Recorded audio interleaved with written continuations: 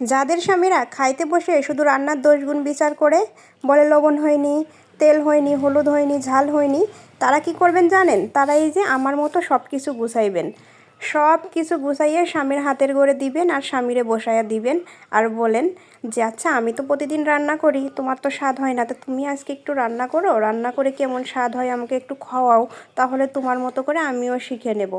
এই বুদ্ধিটা কাজে লাগিয়ে স্বামীকে বসিয়ে দিবেন রান্না করতে, দেখবেন স্বামী এরকম 2-3 দিন করলে স্বামী টাইট হয়ে যাবে আর বলবে না যে রান্নার মানে কোনো দোষগুণ ধরবে না, বুঝছেন?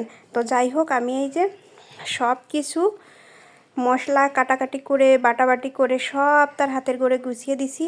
এখন এই যে নবাবের বেটা সব কিছু আর কি মাখাচ্ছে। ওই যে কথাই আছে না, সব গুছানোর পরে রান্না করাটা একদমই মানে ঝামেলা নেই, কিন্তু গুছানোই কিন্তু কষ্ট রান্না করতে আর কি। শুধু চুলাই দিলাম আর হয়ে গেল।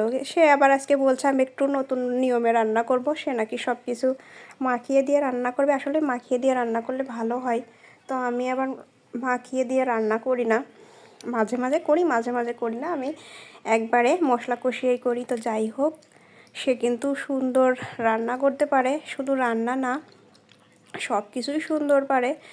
আপনার পিঠা বানানো থেকে শুরু করে পুরি, সিঙ্গারা, ডালপুরি, তারপর লুচি, এক কথায় ডাউল রান্নাটা সব থেকে বেশি ভালো পারে, সব কিছুই ভালো পারে। এর জন্য ভাবলাম যে আজকে সেই রান্না করুক, আমি যদি একটু বসে খাইতে পারি তাহলে তো আমারই ভালো হয়, তাই না?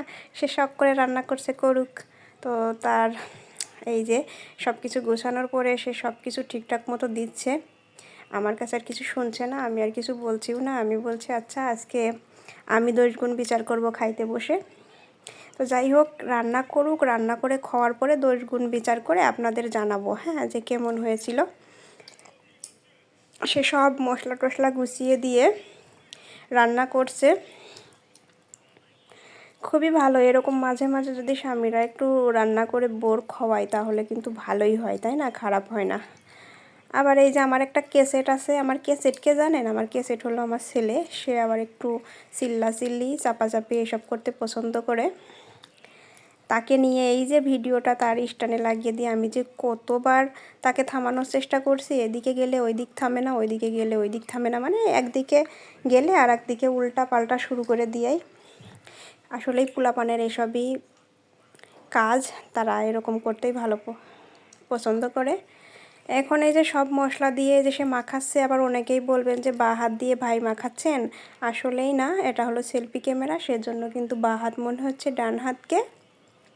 আর সেলফি ক্যামেরায় আর ফিল্টার আছে, তো এজন্য দেখেন গোশের কালারটাও বোঝা যাচ্ছে না, মনে হচ্ছে সাদাটে, আসলে কিন্তু সাদাটে না, কালারটা বাস্তবে ঠিকই ছিল, কিন্তু ফিল্টারের কারণে সাদা হয়ে গেছে।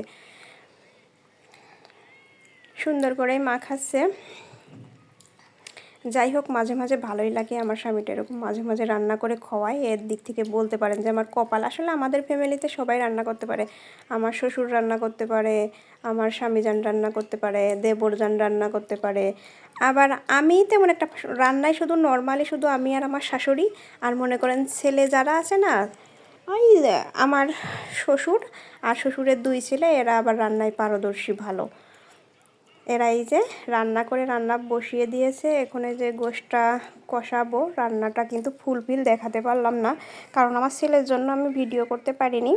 রান্নার কালারটা কিন্তু সেই হয়েছিল, আর ভিডিওটাও অনেক বড় হয়ে যাবে বলে এইটুকুই দিলাম। খোদা হাফেজ।